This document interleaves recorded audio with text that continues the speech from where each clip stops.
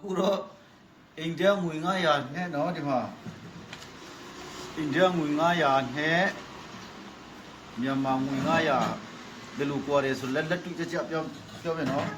ငါဒီမနေ့ဈေးဝယ်တာဒီမှာအချူကြီး600ဒါဆပ်စပြမှုဒါခေါင်းစော်ရီဝယ်တာပြောချင်တာကချက်ဥပနော်အာတီဝယ်တာကြည့်900ပဲနော်ဒီမှာအာတီ900ကြည့်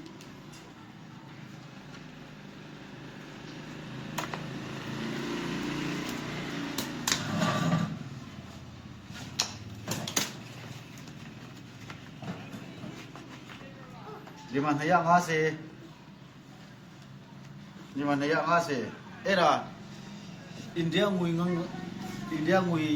နဲ့ဝယ်တာနော်ခုမြန်မာငွေ900နဲ့